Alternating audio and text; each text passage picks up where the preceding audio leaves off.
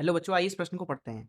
आरेख में दिखाए गए वोल्ट मीटरों ए, बी तथा सी के प्रतिरोध क्रमशः आर 1.5 आर तथा 3 आर हैं। जब एक्स तथा वाई के बीच कुछ विभवांतर लगाया जाता है तो इनके part V A, V B और वी सी हैं। तब बोला जा रहा है, पहला ऑप्शन है वी ए बराबर नहीं है वी बी के, लेकिन वी बी बराबर है वी सी के। दूसरा ऑप्शन है वी ए और वी बी बराबर है, लेकिन ये दोनों बराबर नहीं है वी सी के।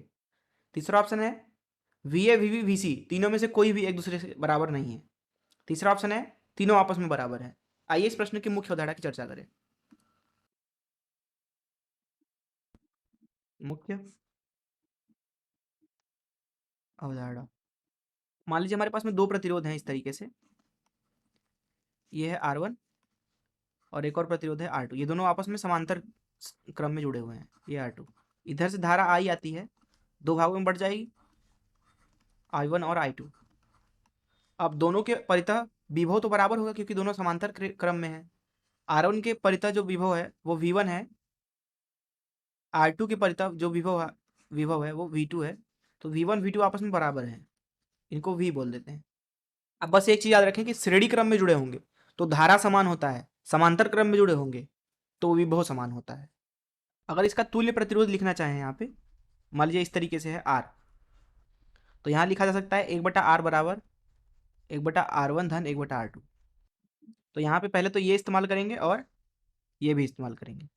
तो इस मुख्य उदाहरण चलिए प्रश्न को हल करते हैं। देखिए यहाँ पे जो B है उसका प्रतिरोध पता है, C का पता है, A का भी पता है। A का है R, B का है 1.5 R और C का है 3 R। तो इसको हम ऐसा बना सकते हैं इस तरीके से, A वाला प्रतिरोध, फिर ये B वाला प्रतिरोध और C वाला प्रतिरोध, इस तरीके से। ये हो गया X, इधर हो जाएगा Y। ये है R, ये है 3 R, ऊपर वाला है 1.5 R। क्योंकि B और C जो है आपस में श्रेणी क्रम में जुड़े हुए हैं, इसलिए जो B के परितः विभवांतर है और जो C के परितः विभवांतर वो आपस में बराबर होगा। इसको हम V बोल देते हैं।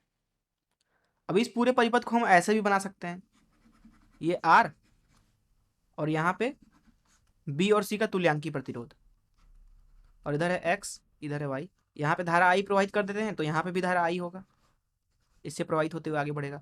मान लीजिए B और C का तुल्यांकी प्रतिरोध R है, तो यहाँ लिख सकते हैं 1/R बराबर 1/1.5 R धन 1/3 R।